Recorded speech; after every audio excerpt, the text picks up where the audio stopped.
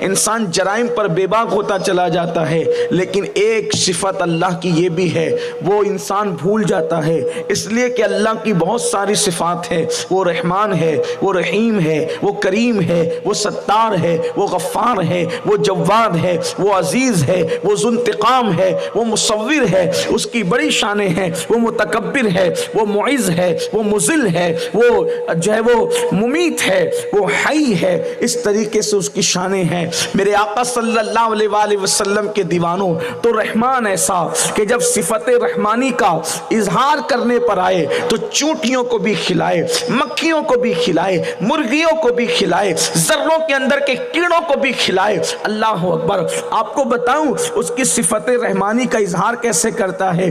جب حضرت سیدنا موسیٰ علیہ السلام دنیا سے تشریف لے جانے لگے تو اس وقت موسیٰ علیہ السلام کو کچھ تردد سا ہونے لگا۔ حضرت موسیٰ علیہ السلام سے پوچھا گیا کہ کیا یار سے ملنے کے حوالے سے بھی آپ جو ہے اس طرح تردد فرما رہے ہیں؟ تو حضرت موسیٰ علیہ السلام نے اظہار فرمایا کہ میرے بعد میرے گھر والوں کا کیا ہوگا، میرے بعد میرے گھر والوں کا کیا ہوگا۔ ظاہر سی بات ہے، گھر کے ایک ذمہ دار کو اپنے بعد گھر والوں کی فکر تو ہوتی ہے، اپنے بعد اپنے گھر والوں کا خیال تو ہوتا ہے۔ تو آپ نے کہا میرے بعد میرے گھر والوں کا کیا ہوگا، ان کی روزی روٹی کا ذمہ دار کون ہوگا؟ تو ارشاد ہوا موسیٰ تم نے دیر کی، اب تھوڑی دیر ہم بھی کرتے ہیں۔ یہ آپ کے پاس جو پتھر پڑا ہوا ہے، آپ اس پتھر پہ اپنا عصا مس کر دیں، اپنا عصا لگا دیں۔ حضرت موسیٰ کلیم نے اپنا عصا اس پتھر پہ لگایا، پتھر دو ٹکڑے ہو گئے۔ جب پتھر کے دو ٹکڑے ہوئے تو آپ نے اس میں کیڑا دیکھا، اس کے منہ میں ایک ہرے رنگ کا پتا تھا، وہ جو کھا رہا تھا۔ حضرت موسیٰ کلیم نے کہا تیری شان رحمانی پر قربان، تیری شان ربوبیت پہ قربان۔ اللہ اکبر۔ جہاں ہوا نہیں جا سکتی وہاں منہ میں تازہ پتا ہے۔ ارشاد ہوا موسیٰ جب اس کیڑے کو نہیں بھولتا تو تیرے گھر والوں کو کیسے بھول جاؤں گا؟ موسیٰ جب اس کیڑے کو نہیں بھولتا تو تیرے گھر والوں کو کس طریقے سے فراموش کر جاؤں گا؟ عطا کریں گے تو اللہ کی صفت ربوبیت، اس کی شان رحیمی، اس کی شان کریمی بڑی عظیم ہے، بڑی عظیم ہے، بڑی عظیم ہے۔ اللہ اکبر۔ اس کی شان رحیمی اور کریمی کا کیا کہنا؟ آپ کو بتاؤں اللہ اکبر کیسا رحیم ہے، کیسا کریم ہے، کیسا ستار و غفار ہے، کیسے عطا کرنے والا ہے۔ مورخین لکھتے ہیں، روایتوں میں آتا ہے ایک عورت ہے کشتی میں لوگوں کے ساتھ سفر کر رہی ہے، ایک عورت ہے لوگوں کے ساتھ کشتی میں سفر کر رہی ہے، اس کے شکم میں بچہ ہے، اس کے شکم میں بچہ ہے۔ اچانک وہ طوفان آتا ہے اور کشتی ٹوٹ جاتی ہے، اور جب کشتی ٹوٹتی ہے تو کشتی ڈوبتی بھی ہے۔ ظاہر سی بات ہے ٹوٹی ہوئی کشتی تو ڈوبے گی ہی، لیکن ایک کشتی کا تختہ جو ہے وہ محفوظ رہتا ہے اور وہ پانی پہ تیرتا رہتا ہے۔ سارے لوگ ڈوب جاتے ہیں، ایک عورت جس کے پیٹ میں بچہ تھا وہ عورت اس تختے پر بیٹھ جاتی ہے یا لیٹ جاتی ہے، اور اسی تختے پر اسی وقت اس کو بچے کی پیدائش ہوتی ہے۔ اور جب بچے کی پیدائش ہوتی ہے تو حضرت ملک الموت کو بھیجا جاتا ہے، اس کی روح نکال لے، اس کی عورت کی، اس عورت کی روح نکال لے، اس کی روح نکال لی جاتی ہے۔ ظاہر سی بات ہے روح نکلی تو روح نکلنے کے بعد وہ بھی دریا میں غرق ہو گئی۔ اب وہ بچہ بچتا ہے اور اس تختے پر اس بچے کو بچا کر کے موجوں کی گود میں اٹھا کر کے اس کو کنارے پر لے جایا جاتا ہے۔ وہاں پر کچھ لوگ کپڑے دھل رہے ہوتے ہیں، کپڑے دھل رہے ہوتے ہیں وہاں پر، یا لوگ وہاں پر مچھلیوں کا شکار کر رہے ہوتے ہیں۔ تو وہاں وہ تختے کو جیسے ہی دیکھتے ہیں اس کو قریب لاتے ہیں، اس پہ بچہ پاتے ہیں تو لوگ اس کی پرورش کرتے ہیں۔ پھر اس بچے کو اللہ تبارک و تعالیٰ یہ ہنر دیتا ہے، اس کی آنکھ میں یہ عطا کرتا ہے کہ وہ جب پہاڑوں کو دیکھتا ہے تو پہاڑوں کے اندر کیا ہے، سونے کے پہاڑ ہے یہ یا کس چیز کے پہاڑ ہے یہ، وہ اس میں ماہر ہو جاتا ہے اور پھر اس کے بعد وہ بہت بڑا مالدار بن جاتا ہے۔ یہ اس کی عطا ہے، لیکن مالدار بننے کے بعد پھر دیکھیے یہ کرم اس کے ساتھ تھا، یہ عطا اس کے ساتھ تھی۔ آپ سوچ سکتے ہیں نہ جہاں ماں کا سہارا، نہ جہاں باپ کا سہارا، نہ جہاں رشتہ دار کا سہارا، وہاں پر موجوں کی گود میں، وہ بھی سمندر کی موجوں کی گود میں، تختے پر بچے کی حفاظت کرنے والی ذات کون ہے؟ اللہ کی ذات ہے۔ کرم تو اسی نے کیا۔ پھر کنارے پر وہاں نہیں پہنچایا، آپ توجہ کرنا، کنارے پہ وہاں نہیں پہنچایا جہاں درندے تھے، کنارے پہ وہاں نہیں پہنچایا جہاں پر اللہ اکبر بچوں کو کھا جانے والا کوئی تھا، بلکہ وہاں پہنچایا جہاں رحم کرنے والے لوگ تھے، پرورش کرنے والے لوگ تھے۔ یہ اس کی شان رحیمی ہے، شان کریمی ہے، لیکن بندہ شان رحیمی پر جو ہے وہ اتراتا ہے، شان رحیمی پر پھر خدا کی بغاوت کرتا ہے اور اس کی اس صفت کو بھول جاتا ہے کہ وہ منتقم حقیقی بھی ہے، وہ انتقام لینے والا بھی ہے، وہ پکڑ کرنے والا بھی ہے۔ جب انسان اس کی غیرت کو چیلنج کرتا ہے تو پھر وہ ایسی پکڑ کرتا ہے کہ انسان کو کہیں کا رہنے نہیں دیتا، اس کی قبر کا نشان بھی مٹا دیتا ہے۔ یاد رکھنا، آج پوری دنیا خدا کی صفت رحیمی اور کریمی کو دیکھ کر کے اپنے آپ کو فریب دے رہی ہے، دھوکہ دے رہی ہے، کیونکہ وہ پکڑنے کی صفات کو فراموش کر چکی ہے، اس کی صفت غیرت کے تصور کو بھلا چکی ہے۔ اور یاد رکھنا، ہم اللہ کو مانتے ہیں، اس کی ہر صفت کے ساتھ مانتے ہیں، اس لیے کہ قرآن مقدس نے جا بجا اس کی الگ الگ صفات کا ذکر کیا۔ بندے، اگر تو اس کی بارگاہ میں جھکے گا تو صفت رحیمی اور کریمی اپنے آگوش میں جگہ دے گی۔ بندے، تو اس کی فرما برداری کرے گا تو شان کریمی اور رحیمی تیری جو ہے ناز برداری کرے گی۔ بندے، اگر تو اس کے قانون کے آگے جھکے گا تو اس کی شان رحیمی اور کریمی تجھے اپنی آگوش کرم میں جگہ دے گی، اس کی رحمت کی چھما چھم برسات ہوگی۔ اور اگر تو نے اس کی نافرمانی کیا، اگر تو نے گناہ کیا، اگر تو نے اس کو ناراض کیا، پھر اس کی شان غیرت کا کرشمہ تو یہ دیکھے گا کہ اللہ فرماتا ہے جو اکیلے میں گناہ کرے، جو تنہائی میں گناہ کرے، وہ میرے ساتھ اعلان جنگ کرتا ہے، مجھے جنگ کا چیلنج کرتا ہے۔ آپ اندازہ تو کریں، حدیث مبارکہ کے تیور پر حدیث قدسی ہے، جو اکیلے میں گناہ کرے، جو تنہائی میں گناہ کرے، وہ مجھے جنگ کا چیلنج کرتا ہے۔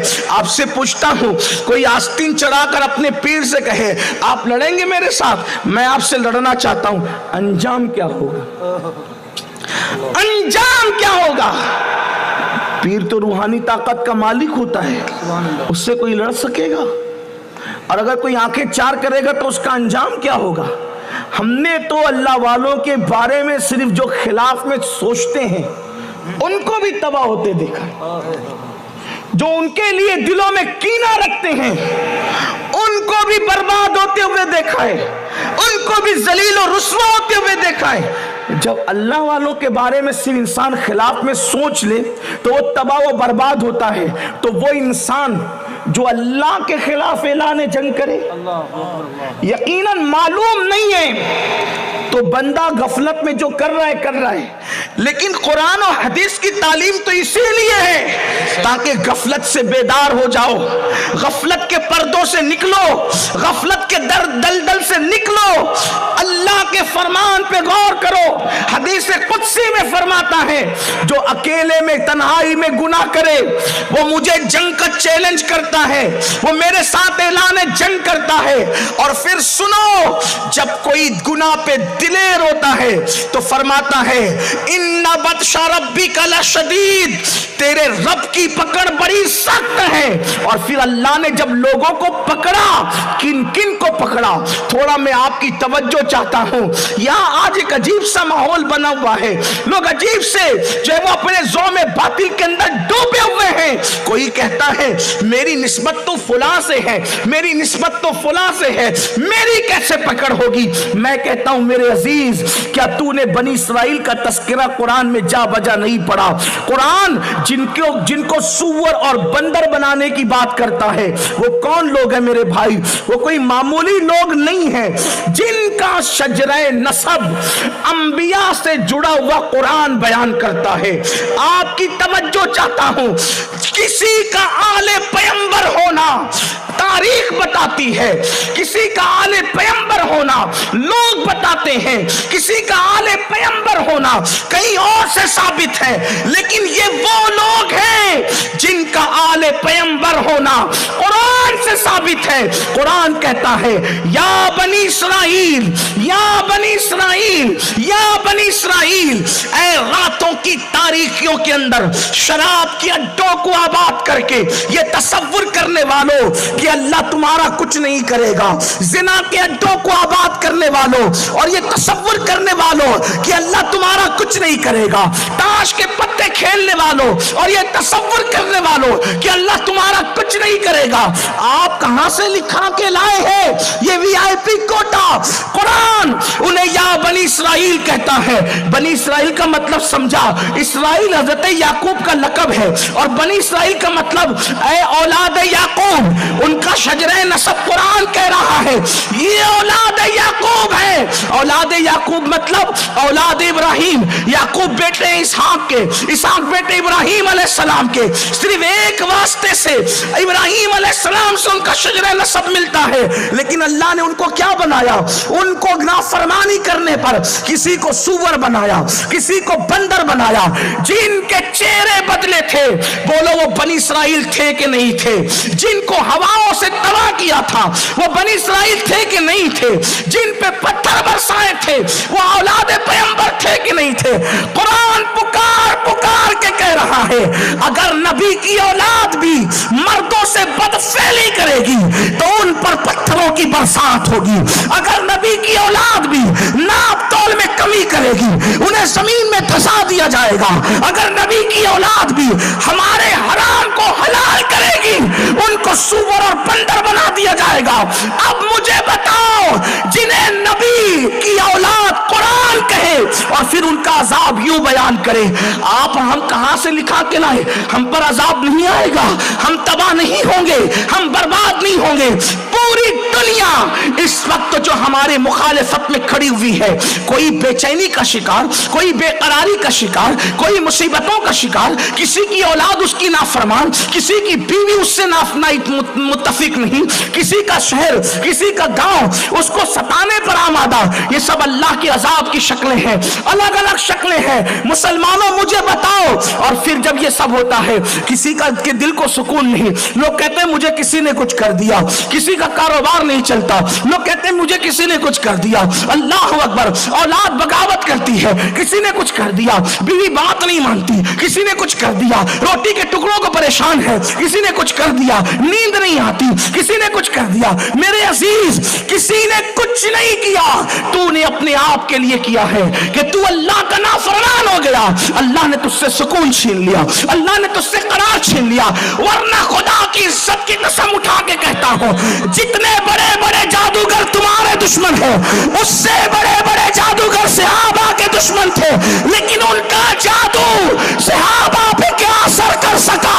آپ کہتے سکون کی نیند نہیں آتی، مجھ پہ جادو ہوا ہے، میں کہتا ہوں عمر ابن خطاب ہاتھ کا سرانہ اور تکیہ بنا کر ریت پر اللہ اکبر کھجور کے درخت کے نیچے سو رہے ہیں، اور وقت کا قیصر کا اللہ اکبر ایلچی آ کر کے حیرت سے دیکھ کے کہتا ہے ہمارے صاحبوں کو تو نرم گدوں پر سیکورٹی کے درمیان نیند نہیں آتی، یہ کیسا مرد قلندر ہے کہ یہ ریت پر ہاتھ کا تکیہ بنا کر کے سو رہا ہے۔